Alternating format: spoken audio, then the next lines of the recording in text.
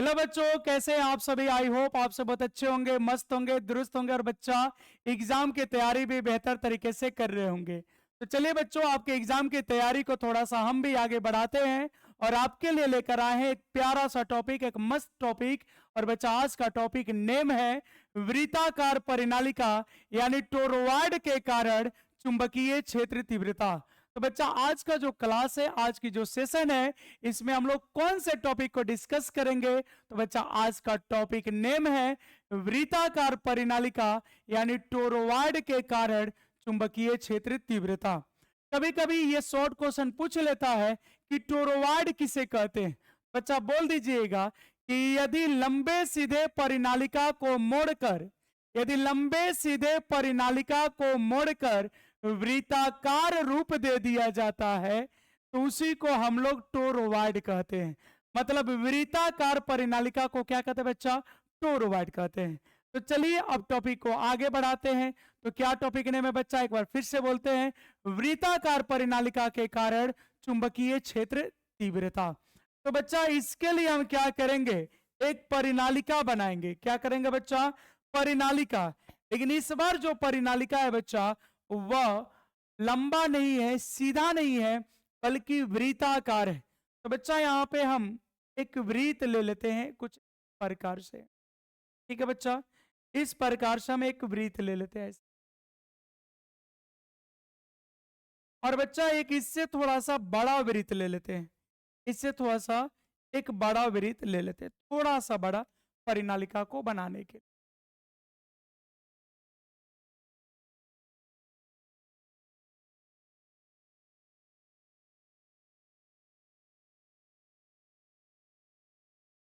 अब बच्चा इसको ध्यान देंगे आप।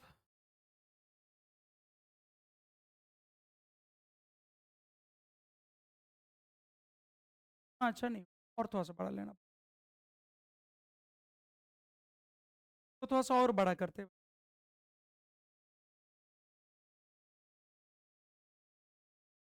ये चल जाएगा।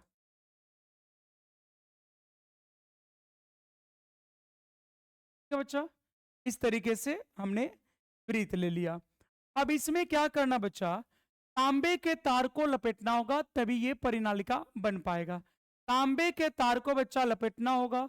तो एक तो उल्टा इंटीग्रेशन से बना सकते हो और उसमें समय काफी लगेगा बच्चा। तो ऐसे जलेबी जैसा, जैसे भारतीय मिठाई कैसे होता है जलेबी, बच्चा वैसे वैसे ऐसे लपेटते चला जाना है। ये तांबा का तार है और ये बच्चा इसको लपेट रहे हैं। ठीक है, अब यहाँ पे बच्चा एक वृत्ताकार परिनालिका बनेगी और इसी वृत्ताकार परिनालिका को बच्चा हम लोग टोरॉयड कहते हैं। ठीक है, अब मान लेते हैं यहाँ पे बच्चा इससे करंट जा रहा है, कितना बच्चा? आई। और यहां से बच्चा करंट बाहर आ रहा है, आई। मतलब ऐसे ऐसे घूमते घूमते करंट आ रहा है। ठीक है बच्चा, अब इसकी त्रिज्या मान लेते हैं यहाँ बीच वाले लाइन से। इस वृत्ताकार परिनालिका की त्रिज्या बच्चा मान लिए आर। ये औसत त्रिज्या मान लिए, मतलब ना अंदर वाला वृत्त ना बाहर वाला वृत्त, बच्चा मध्य एक वृत्त ले लिए। अब आपको क्या करना बच्चा? आपको पता है ये तार की लंबाई बच्चा कैसे जा रही थी? ये तार की लंबाई बच्चों कैसे जा रही थी? तो तार की लंबाई कुछ इस प्रकार से जा रही है और इसी डायरेक्शन में बच्चा आपका, इसी डायरेक्शन में आपका क्या जा रहा है? चुंबकीय क्षेत्र तीव्रता भी घूमे। ये बच्चा चुंबकीय क्षेत्र तीव्रता भी है और ये आपका तार की लंबाई भी है। ये ऐसे बच्चा घूमे, इसके अंदर अंदर ऐसे घूमेगा। ये जो हम डॉट डॉट लाइन से बनाए बच्चा, ये आपका चुंबकीय क्षेत्र तीव्रता भी है और ये परिनालिका की लंबाई भी है। दोनों का दिशा सेम है बच्चा। इतनी बातें समझ में आ रही है? अब थोड़ा सा इसके बारे में लिख लेना है, बिना किसी टेंशन के, बिना किसी दबाव के। बच्चा ये तार ऐसे ऐसे लपेट दिए, तार से करंट भेज दिया आई। अब ऐसे ऐसे करंट घूमते घूमते घूमते ऐसे निकल गया। अब बच्चा इस परिनालिका का लंबाई भी वृत्ताकार है ऐसे। ठीक है, और चुंबकीय क्षेत्र भी अंदर ऐसे बना है। ठीक है, तो अब यहां पे बच्चा मान लेंगे, माना कि, ध्यान देंगे बच्चों, माना कि स्मॉल आर त्रिज्या का, स्मॉल आर त्रिज्या का स्मॉल आर त्रिज्या का एक वृत्ताकार परिनालिका है। स्मॉल आर त्रिज्या का एक वृत्ताकार परिनालिका है। स्मॉल आर त्रिज्या का एक वृत्ताकार परिनालिका है। कितने त्रिज्या का बच्चा हमने परिनालिका यहां पे मान लिया? स्मॉल आर त्रिज्या का एक वृत्ताकार परिनालिका है जिसके जिसके एकांक लंबाई में जिसके एकांक लंबाई में जिसके एकांक लंबाई में जिसके एकांक लंबाई में फेरों की संख्या जिसके एकांक लंबाई में फेरों की संख्या एकांक लंबाई में फेरों की संख्या स्मॉल n है। बच्चा मान लिए कि इस परिनालिका के एकांक लंबाई में फेरों की संख्या कितनी है? n। इस परिनालिका की त्रिज्या कितना मान लिया बच्चा? r। और इस परिनालिका के एकांक लंबाई में फेरों की संख्या बच्चा n है तथा प्रत्येक फेरों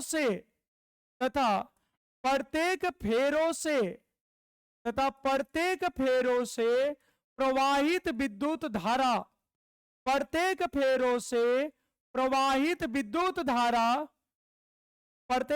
से प्रवाहित विद्युत धारा कैपिटल आई है। क्या बच्चा? प्रत्येक फेरों से हमने विद्युत धारा क्या मान लिया बच्चा? तो कैपिटल आई माना है। यहां पे बच्चा आर त्रिज्या का ये केंद्र हो गया बच्चा। आर त्रिज्या का हमने एक वृत्ताकार परिनालिका लिया है बच्चा। इसी वृत्ताकार परिनालिका को टोरोवाइड भी कहते हैं और इसके एकांक लंबाई में हमने फेरों की संख्या n माना है और प्रत्येक फेरों से आई धारा जा रही है। फिर से सुनोगे, एकांक लंबाई में मतलब 1 मीटर में फेरों की संख्या n है और प्रत्येक फेरों से बच्चा आई धारा जा रही है। अब इस परिनालिका के कारण आपको चुंबकीय क्षेत्र तीव्रता बतानी है बच्चा। इस परिनालिका के कारण मतलब वृत्ताकार परिनालिका के कारण यानी टोरॉइड के कारण आपको चुंबकीय क्षेत्र तीव्रता बतानी है। तो जैसा कि बच्चों आप जानते हो, चुंबकीय क्षेत्र तीव्रता अगर परिनालिका की वजह से बतानी है, हम लोग एम्पियर के परिपथीय नियम का यूज करते हैं। और एक प्रॉब्लम है एम्पियर के परिपथीय नियम के साथ कि एम्पियर का परिपथीय नियम बंद आकृति के लिए मान्य है, लेकिन यहां पे एक सुविधा है बच्चा, आपको बंद आकृति लेने की जरूरत नहीं है, आपको बंद वक्र लेने की जरूरत नहीं है। तो सर फिर एम्पियर का परिपथीय नियम कैसे लगेगा? जब हम लोग बंद वक्र नहीं लेंगे तो फिर एम्पियर का परिपथीय नियम कैसे लगेगा? तो बच्चा इसलिए लगेगा क्योंकि टोरॉइड खुद ही एक बंद आकृति है, वृत्ताकार परिनालिका खुद ही एक बंद आकृति है। तो बच्चा यहां आपको सुविधा मिल गया, यहां डायरेक्ट टोरॉइड के लिए एम्पियर का परिपथीय नियम का यूज हो जाएगा। बात इतनी समझ में आ गई? तो बच्चों हम इसी बात को लिखेंगे क्योंकि टोरॉइड किसको बोल रहे हैं बच्चों? टोरॉइड किसको बोल रहे हैं बच्चा? कि टोरॉइड मतलब वृत्ताकार परिनालिका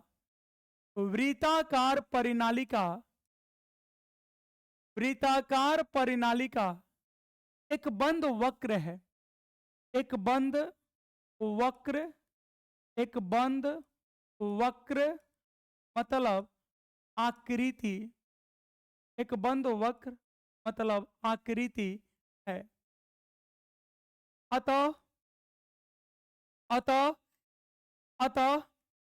अतः इस बंद वक्र के लिए इस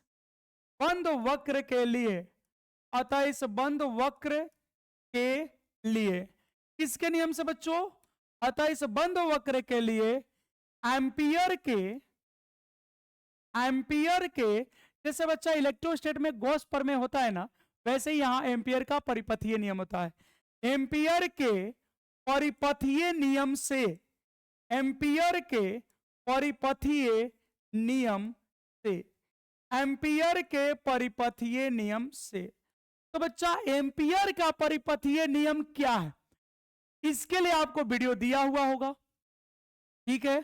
आप जिस सोर्स पे देख रहे हैं बच्चा, अगर आप अभी हमें ऐप पे देख रहे हैं तो आपको वहां ऐप में मिल जाएगा, स्टोर में। और अगर यूट्यूब पे अभी देख रहे हैं तो बच्चा प्लेलिस्ट में मिल जाएगा, तो वीडियो वहां पे है।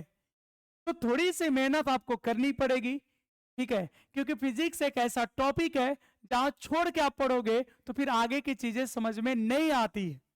और फिजिक्स बड़ी इंटरेस्टिंग और समझने वाला चैप्टर है, सब्जेक्ट है, बशर्ते आप 1 बाय 1 चलोगे तो फिर चीजें एकदम आसान और सुटेबल लगती है।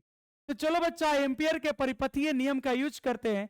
और एम्पियर का परिपथीय नियम कहता बच्चा, क्या कहता भाई, तो कहता line integral P vector dot dl vector बराबर मिनोट आई टोटल। यहां बच्चा हमने आई टोटल लिया। क्यों आई टोटल लिया बच्चा? तो बच्चों हमने आई टोटल इसलिए लिया क्योंकि आई नहीं लिख सकते। क्यों सर? क्योंकि आई एक है बच्चा, आई तो एक फेरा से है। यहाँ विद्युत धारा, प्रत्येक फेरों से प्रवाहित विद्युत धारा आई है, तो एक फेरा से आई जा रहा, इसलिए यहां बच्चा लिखना पड़ेगा आई टोटल। अब बताओ बच्चा कि यहां पूरे परिनालिका में फेरों की संख्या कितनी होगी? तो बच्चा देखो, एकांक लंबाई में फेरों की संख्या n है, तो इसकी कुल लंबाई तो 2 पाई आर है। तो बच्चा 2 पाई आर में फेरों की संख्या हो जाएगी 2 पाई आर n हो जाएगा। जैसे बच्चा अगर हम कहे एक आम का दाम अगर 10 रुपया है बच्चा, तो 4 आम का दाम हो जाएगा 4 गुने 10 हो जाएगा ना बच्चा। अगर एक आम का दाम बच्चा, अगर एक आम का दाम 10 रुपया है तो 4 आम का दाम कितना हो जाएगा? 4 गुने 10। तो बच्चा अगर अगर लंबाई की बात करें, एकांक मीटर की बात करें बच्चा, तो एकांक मीटर में फेरों की संख्या कितनी है? n। तो बच्चा 2 पाई आर एल, जब 2 पाई आर लंबाई होगा तो फेरों की संख्या कितनी हो जाएगी? 2 पाई आर n। एक आम का दाम 10 रुपया, तो 4 आम का दाम तो 4 गुने 10। तो अगर एकांक लंबाई में फेरों की संख्या n, तो 2 पाई आर में कितना हो जाएगा बच्चा? 2 पाई आर n। बोलो, इतनी बातें समझ में आ गई बच्चा? तो हम यहां पे लिख देंगे बच्चों, परिनालिका, वृत्ताकार परिनालिका, चूंकि वृत्ताकार परिनालिका, चूंकि वृत्ताकार परिनालिका, चूंकि वृत्ताकार परिनालिका के संपूर्ण लंबाई में, वृत्ताकार परिनालिका के संपूर्ण लंबाई में फेरों की संख्या, संपूर्ण लंबाई में फेरों की संख्या कितना हो जाएगा बच्चा? 2 पाई आर n होगा। तो बच्चा इतना फेरा हो गया, क्योंकि वृत्ताकार परिनालिका के संपूर्ण लंबाई में फेरों की संख्या कितना हो गया बच्चा? 2 पाई आर n। क्योंकि इसके एकांक लंबाई में कितना फेरा माने? n। तो 2 पाई आर लंबाई में कितना फेरा हो गया? 2 पाई आर n। अब एक और चीज आपको समझना है कि प्रत्येक फेरों से धारा कितनी है बच्चा? एक फेरा की बात करें तो प्रत्येक फेरों से विद्युत धारा कितनी है? आई। तो जब 2 पाई आर एन है तो क्या हो जाएगा बच्चा? अतः 2 पाई आर एन फेरों से प्रवाहित कुल विद्युत धारा,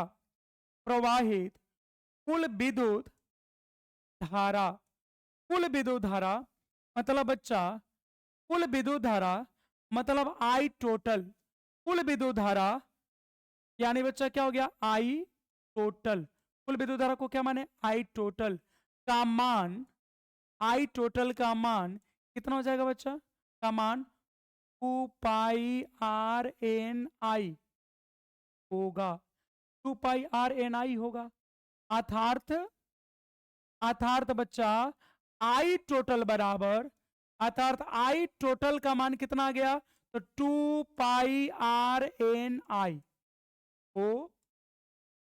इतना बच्चा कुल करंट का मान हो गया। इसमें इतना आपको कुल करंट का मान हो गया बच्चा। ये कुल करंट की वैल्यू है इतना। ये बच्चा कुल करंट का वैल्यू है। बात समझ में आ गया? अब जब आई टोटल निकल गया तो इसमें आई टोटल का वैल्यू रख दीजिए, उसके बाद इंटीग्रेशन आपको करना है। तो वृत्ताकार परिनालिका के संपूर्ण लंबाई में फेरों की संख्या हो गई 2 पाई आर एन। और 2 पाई आर एन फेरों से प्रवाहित कुल विद्युत धारा यानी आई टोटल का मान 2 पाई आर एन आई होगा, अर्थात आई टोटल बराबर 2 पाई आर एन आई होगा। इतनी बात समझ में आ गई बच्चा। अब कुछ नहीं करना है, अगर आप YouTube पे देख रहे होंगे तो यहाँ पे स्क्रीनशॉट कर लेंगे, ठीक है बच्चा। अब यहाँ पे क्या करेंगे हम लोग, अब समीकरण 1 में आई टोटल का मान रख देंगे। देखो बच्चा, यही समीकरण 1 है, अब इसमें आई टोटल का मान रखना है। और एक बात आपको पता था कि यहाँ थीटा का मान कितना लिए थे बच्चा, यहाँ पे हमने थीटा का मान 0 डिग्री लिया था। क्यों? क्योंकि इसकी लंबाई और चुंबकीय क्षेत्र तीव्रता ये दोनों है ऐसे वृत्ताकार घूम रहा। इस परिनालिका की लंबाई भी वृत्ताकार है और चुंबकीय क्षेत्र तीव्रता भी इसी में घूम रहा है। तो थीटा का मान कितना है बच्चा, 0 डिग्री। आई टोटल निकल गया। अब इसको रखिए समीकरण 1 में। अब बच्चा यहां पे हो जाएगा अतः समीकरण 1 से, अतः समीकरण 1 से, अतः बच्चा क्या लिख दे, समीकरण 1 से। अब बताओ समीकरण 1 था कितना, समीकरण 1 कितना था बच्चा, तो समीकरण 1 था line integral B vector dot dl vector equal to mu naught I total, यही था ना वैल्यू बच्चा, मी नॉट आई टोटल। देखो यही समीकरण 1 है, यही बच्चा समीकरण 1 है, line integral B vector dot dl vector equal to mu naught I total. अब बच्चा इस आई टोटल का मान तो आपको पता चल गया 2 पाई आर एन आई। बच्चा यहाँ पे आई टोटल का मान लिखा हुआ है 2 पाई आर एन आई। अब इसी वैल्यू को यहाँ रख लीजिए, इसी वैल्यू को बच्चा रख लीजिए यहाँ पे। तो आई टोटल के जगह हम लोग लिख देंगे 2 पाई आर एन आई, ये वाला वैल्यू हो जाएगा। अब इसको तोड़ो, इसको ओपन करो, हो जाएगा लाइन इंटीग्रल बी वेक्टर, अब बी वेक्टर नहीं लिखेंगे, अब लिखेंगे B d l cos theta, और थीटा का जगह बच्चा लिखेंगे 0 डिग्री। ये कौन से फॉर्मूला पा रहा बच्चा, तो ए वेक्टर डॉट बी वेक्टर का फॉर्मूला होता है, मैथ में भी आता है ये फिजिक्स में भी आता है। तो बच्चा ए वेक्टर डॉट बी वेक्टर का फॉर्मूला क्या होता है, ए बी कॉस थीटा। तो यहाँ पे हो गया बी वेक्टर डॉट डीएल का B d l cos theta, तो थीटा का मान हमने 0 ले लिया। अब यहाँ लिख देंगे mu naught 2 pi r n i. अब अच्छा इसमें b को बाहर कर लेते हैं, b को बाहर कर लेते हैं। अब इंटीग्रेशन बच गया dl, और यहां हो गया mu naught 2 pi r n i. बच्चा इतना हो जाएगा। अब जैसा कि आपको पता है कि dx का इंटीग्रेशन तो x होता है, dx का बच्चा इंटीग्रेशन अगर x होता है तो dl का इंटीग्रेशन क्या हो जाएगा बच्चा, तो dl का इंटीग्रेशन हो जाएगा l, और हो जाएगा mu naught 2 pi r n i. अब अच्छा यहां पे ये सर्किल की वजह से नहीं आपको घबराना है, ये सर्किल बता रहा है कि एम्पियर का परिपथीय नियम बंद वक्र के लिए माने, यानी यह इंटीग्रेशन बंद आकृति के लिए हो रहा है। जैसे हमने वृत्त लिया तो वृत्त की लंबाई 2 पाई आर, तो ये बंद वक्र है,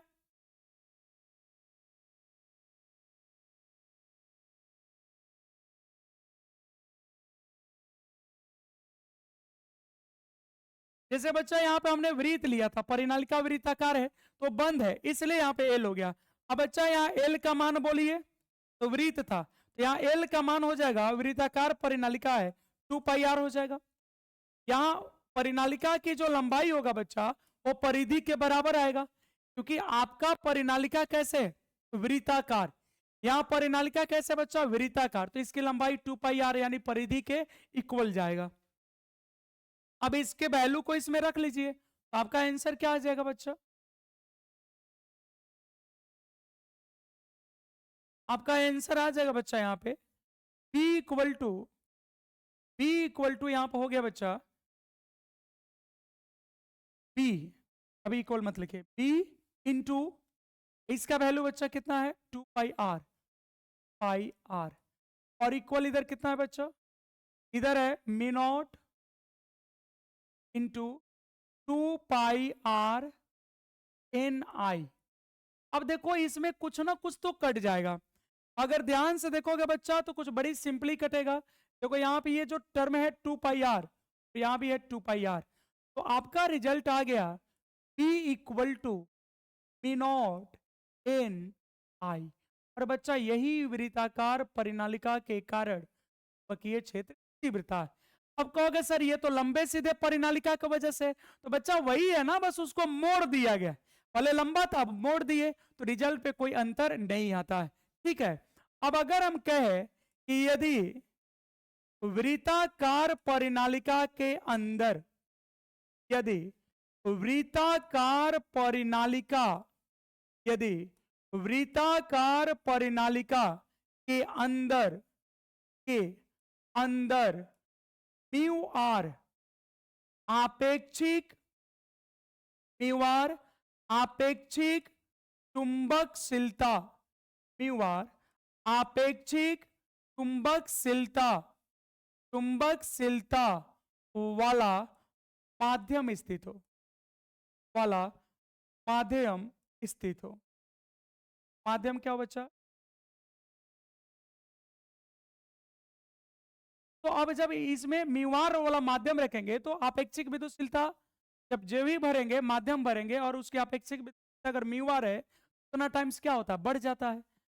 तो ये हो जाएगा बच्चा बी एम, जब मीडियम फिलअप किए जाएगा mu naught into mu r n i. अब इसके बदले में हम लोग क्या लिखते हैं, म्यू हो गया म्यू एन आई, ये आपका फॉर्मूला। अब जहां बस ये दिखा देंगे जहां म्यू इक्वल टू, जहां mu equal to mu naught into, और इतना लिख दिए बच्चा, आपका काम। यही वृत्ताकार परिनालिका है। ये बच्चा 1 नंबर का प्रश्न हो, वृत्ताकार परिनालिका के कारण चुंबकीय क्षेत्र तीव्रता होता है।